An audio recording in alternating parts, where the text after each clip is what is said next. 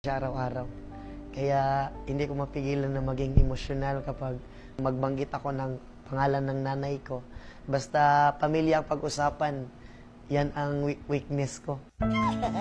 Dahil nasa abroad ang kanyang ina at madalas naman nasa bukid ang kanyang ama, ang kasakasama raw ni Elias noon, ang kanyang Lola Miriam at Lolo Marciano. Dili man bugoy na butaan man. Sa dagan among ako, hinigugmagid na mo si Dibdib, magid nang gimhal na mo. Sa kanila ako natutulog araw-araw.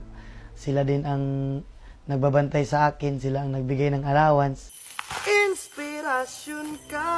Dahil sa kanilang pagsisikap, nitong 2023 lang, nakapagtapos si Elias ng criminology. Malaking tulong sa akin. Nasasanay na yung katawan ko sa natrabaho na ganun. Nandito na naman ako, namumunat sa kabukiran. Pero sa halip na maging pulis, sinunod daw niya ang sigaw ng kanyang puso, ang mag-perform. Inumpisahan niya sa pagva-vlog. Ipinakita ang kanyang buhay sa bukid. Dili po na mawala tong kagandahan diya. Ay! Hanggang nagpasample ng kanyang boses at dance moves. And the rest is history, ika nga.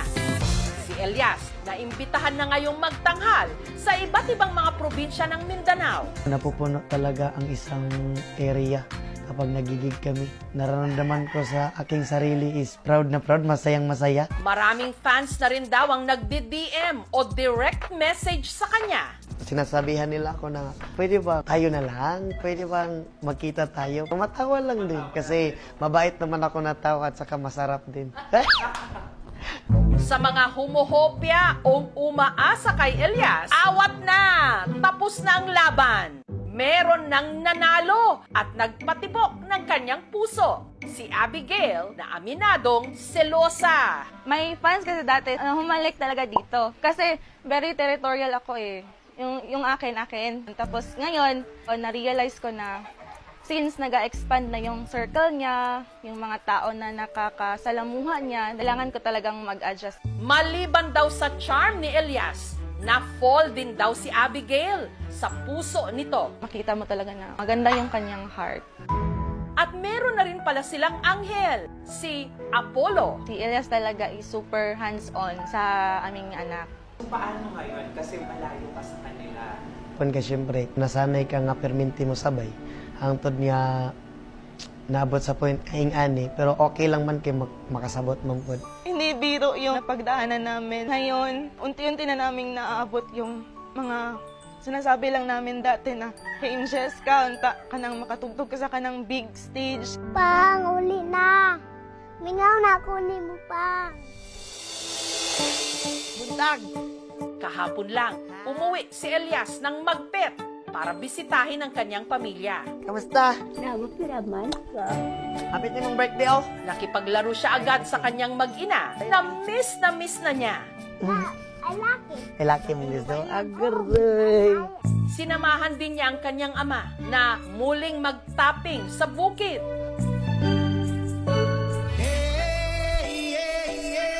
Na sinabayan pa niya ng pagsayaw.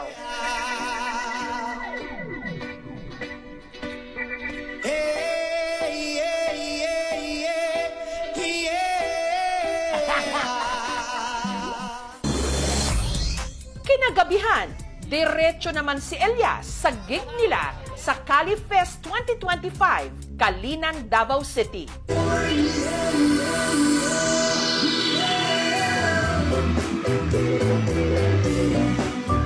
Ang hindi alam ni Elias, may sorpresa mula sa kanyang #1 fan, ang kanyang nanay Ninita, all the way from Bahrain. Stay always humble at laging pasalamat sa Panginoon sa lahat ng na-achieve mo at laging mag-iingat sa bawat event na pupuntahan mo. Tatandaan mo na narito lang kami ng pamilya mo at laging susuporta sa magandang hangarin mo sa buhay. I love you, anak!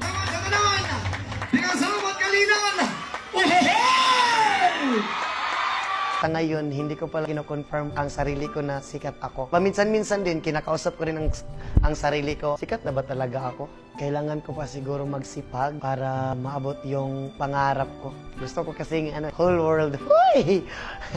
Pangarap ko na maka-show kami sa iba't ibang bansa. Pangarap na lang man din ako, lubos-lubosin ko na lang.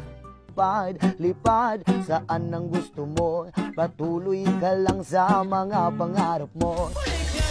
Tama yan, Elias. Pag nangarap ka, taasan mo na at ipakita sa buong mundo ang talento ng Tubong Mindanao. Aim high and huha-ha!